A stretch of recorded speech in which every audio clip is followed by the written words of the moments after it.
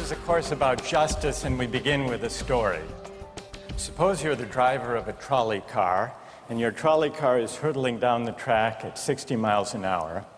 And at the end of the track, you notice 5 workers working on the track. You try to stop, but you can't. Your brakes don't work. You feel desperate because you know that if you crash into these 5 workers, they will all die. Let's assume you know that for sure. And so you feel helpless until you notice that there is, off to the right, a side track. And at the end of that track, there's one worker working on the track. Your steering wheel works, so you can turn the trolley car, if you want to, onto the side track, killing the one, but sparing the 5. Here's our first question. What's the right thing to do? What would you do? Let's take a poll. How many would turn the trolley car onto the side track? Raise your hands. How many wouldn't? How many would go straight ahead? Keep your hands up, those of you who would go straight ahead. A handful of people would. The vast majority would turn. Let's hear first. Now we need to begin to investigate the reasons why you think it's the right thing to do. Let's begin with those in the majority who would turn to go onto the side track. Why would you do it? What would be your reason? Who's willing to volunteer a reason? Go ahead, stand up. Because it can't be right to kill 5 people when you can only kill 1 person instead. It wouldn't be right to kill 5 if you could kill 1 person instead. That's a good reason. That's a good reason. Who else? Does everybody agree with that reason? Go ahead. Well, I was thinking it's the same reason on 9/11. We regard the people who flew the plane into the Pennsylvania field as heroes because they chose to kill the people in the plane and not kill more people in big buildings. So the principle there was the same on 9/11. It's a tragic circumstance, but better to kill 1 and so that 5 can live?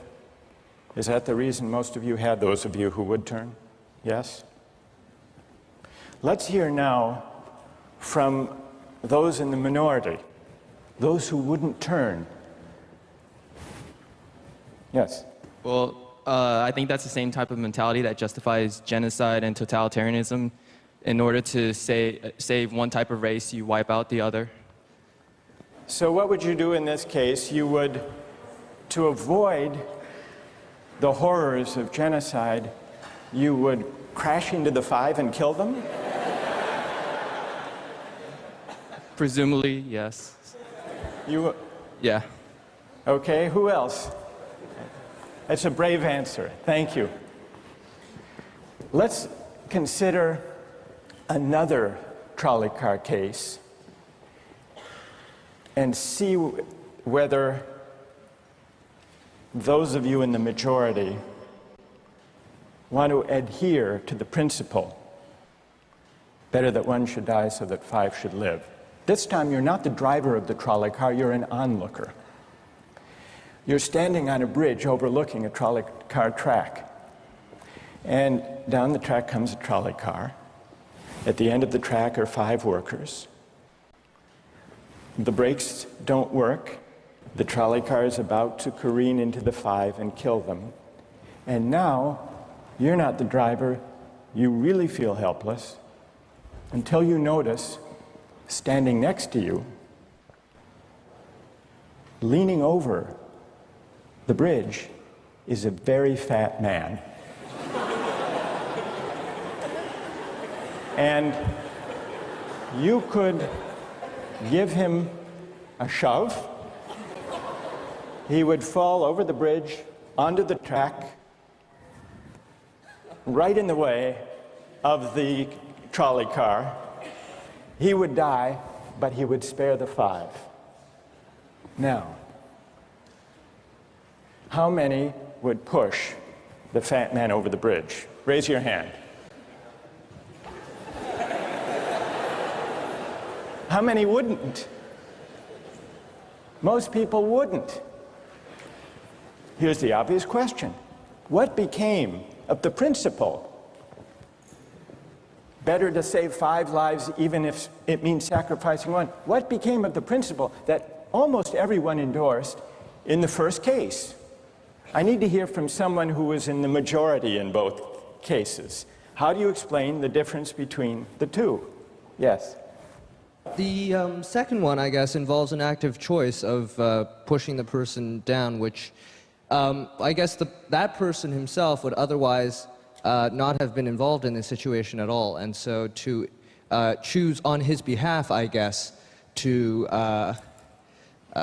involve him in something that he otherwise would have escaped is, I guess, more than what you have in the first case, where the 3 parties, the driver and the 2 sets of workers are already, I guess, in the situation. But the guy working, the one on the track off to the side, he didn't choose to sacrifice his life any more than the fat man did he? That's true, but he was on the tracks. And you... This guy was on the bridge. Go ahead, you can come back if you want. All right, it's a hard question. All right, you did well. You did very well. It's a hard question. Who else can find a way of reconciling the reaction of the majority in these 2 cases? Yes? Well, I guess in the first case, where you have the 1 worker and the 5, it's choice between those 2, and you have to make a certain choice, and people are going to die because of the trolley car, not necessarily because of your direct actions. The trolley car is a runaway thing, and you're making a split-second choice, whereas pushing the fat man over is an actual act of murder on your part. You have control over that, whereas you may not have control over the trolley car. So I think it's a slightly different situation. All right, who has a reply? No, that's good. Who has a way, who wants to reply? Is that a way out of this? I don't think that's a very good reason, because you choose to, it's either way you have to choose who dies, because you either choose to turn and kill the person, which is an active conscious thought to turn, or you choose to push the fat man over, which is also an active conscious action. So either way you're making a choice. Do you want to reply? Well, I'm not really sure that that's the case. It just still seems kind of different, the act of actually pushing someone over onto the tracks and killing him. You are actually killing him yourself. You're pushing him with your own hands. You're pushing him. And that's Right. different than steering something that is going to cause death into another. You know, it doesn't good. really sound right saying it now. No, it's good. But I'm up here. It's good. What's your name? Andrew. Andrew. Let me ask you this question, Andrew. Yes. Suppose standing on the bridge next to the fat man, I didn't have to push him. Suppose he were standing over a trap door that I could open by turning a steering wheel like that.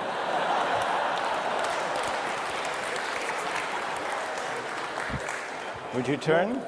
For some reason, that still just seems more wrong. Right? I mean, maybe if you accidentally like leaned into the steering wheel or something like that. But or say that the car is hurtling towards a switch that will drop the trap. Then I could agree with that. Fair enough. It still seems wrong in a way that it doesn't seem wrong in the first case to turn, you say. And in another way, I mean, in the first situation, you're involved directly with the situation. In the second one, you're an onlooker as well. All right. So you have the choice of becoming involved or not by pushing the fat man. Let's forget for the moment about this case. That's good. Let's imagine a different case. This time you're a doctor in an emergency room, and 6 patients come to you. They've been in a terrible trolley car wreck. 5 of them sustained moderate injuries. 1 is severely injured. You could spend all day caring for the 1 severely injured victim. but in that time the 5 would die. Or you could look after the 5, restore them to health, but during that time the 1 severely injured person would die. How many would save the 5? Now is the doctor. How many would save the 1? Very few people. Just a handful of people. Same reason, I assume. 1 life versus 5? Now consider another doctor case. This time you're a transplant surgeon, and you have 5 patients, each in desperate need of an organ transplant in order to survive. 1 needs a heart, 1 a lung, 1 a kidney, 1 a liver, and the 5th, a pancreas. And you have no organ donors. You are about to see them die. And then it occurs to you that in the next room, there's a healthy guy who came in for a checkup. And he's... You like that? And he's taking a nap. You could go in very quietly, yank out the 5 organs, that person would die. But you could save the 5. How many would do it? Anyone? How many? Put your hands up if you would do it.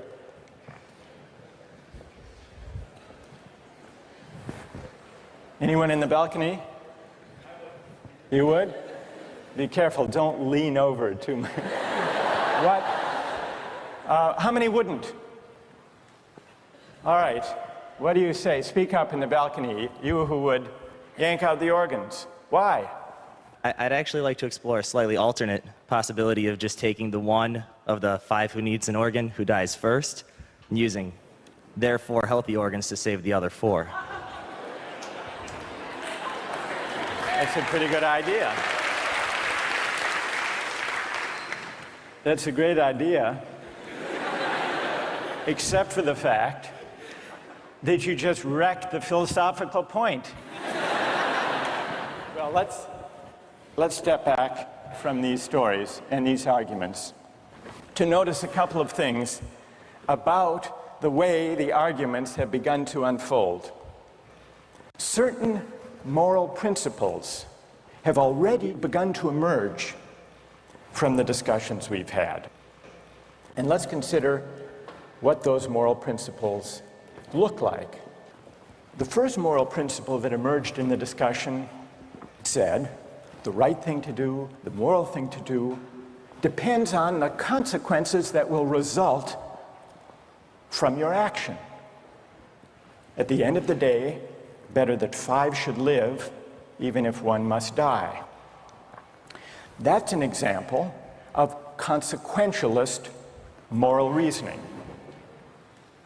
Consequentialist moral reasoning locates morality in the consequences of an act, in the state of the world that will result from the thing you do. But then we went a little further, we considered those other cases, and people weren't so sure about consequentialist moral reasoning. When people hesitated to push the fat man over the bridge or to yank out the organs of the innocent patient, people gestured toward reasons having to do with the intrinsic quality of the act itself. Consequences be what they may. People were reluctant. People thought it was just wrong, categorically wrong, to kill a person, an innocent person, even for the sake of saving 5 lives. At least people thought that in the second version of each story we considered. So this points to a second categorical way of thinking about moral reasoning. Categorical moral reasoning locates morality in certain absolute moral requirements, certain categorical duties and rights, regardless of the consequences. We're going to explore in the days and weeks to come the contrast between consequentialist and categorical moral principles. The most influential example of consequential moral reasoning is utilitarianism, a doctrine invented by Jeremy Bentham, the 18th century English political philosopher. The most important philosopher of categorical moral reasoning is the 18th century German philosopher Immanuel Kant. So we will look at those two different modes of moral reasoning, assess them, and also consider others. If you look at the syllabus, you'll notice that we read a number of great and famous books. Books by Aristotle, John Locke, Immanuel Kant, John Stuart Mill, and others. You'll notice, too, from the syllabus that we don't only read these books. We also take up contemporary political and legal controversies that raise philosophical questions.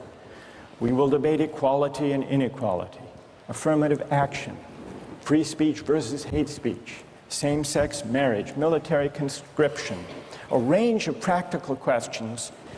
Why? Not just to enliven these abstract and distant books, but to make clear, to bring out what's at stake in our everyday lives, including our political lives,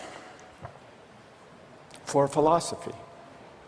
And so we will read these books, and we will debate these issues, and we'll see how each informs and illuminates the other. This may sound appealing enough, but here I have to issue a warning. And the warning is this: to read these books in this way, as an exercise in self-knowledge, to read them in this way carries certain risks. Risks that are both personal and political. Risks that every student of political philosophy has known. These risks spring from the fact that philosophy teaches us and unsettles us by confronting us with what we already know. There's an irony. The difficulty of this course consists in the fact that it teaches what you already know. It works by taking what we know from familiar, unquestioned settings and making it strange. That's how those examples worked. The hypotheticals with which we began, with their mix of playfulness and sobriety. It's also how these philosophical books work. Philosophy estranges us from the familiar, not by supplying new information, but by inviting and provoking a new way of seeing.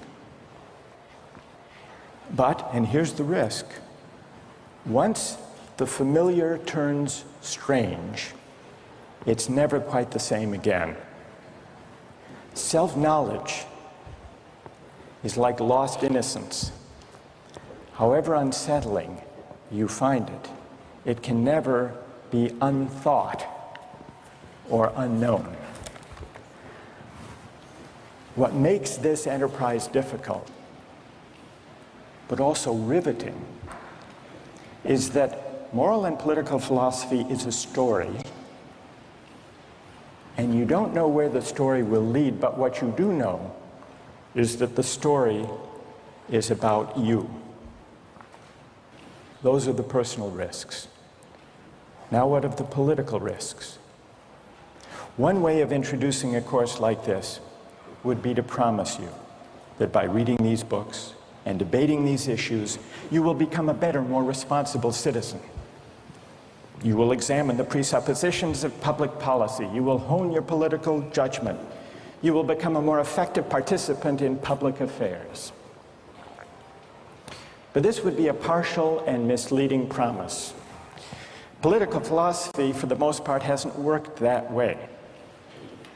You have to allow for the possibility that political philosophy may make you a worse citizen rather than a better one, or at least a worse citizen before it makes you a better one. And that's because philosophy is a distancing, even debilitating activity. And you see this going back to Socrates. There's a dialogue, the Gorgias, in which one of Socrates' friends, Callicles, tries to talk him out of philosophizing. Callicles tells Socrates, philosophy is a pretty toy if one indulges in it with moderation at the right time of life. But if one pursues it further than one should, it is absolute ruin. Take my advice, Callicles says. Abandon argument. Learn the accomplishments of active life. Take for your models not those people who spend their time on these petty quibbles, but those who have a good livelihood and reputation and many other blessings. So Callicles is really saying to Socrates, quit philosophizing, get real, go to business school. And Callicles did have a point.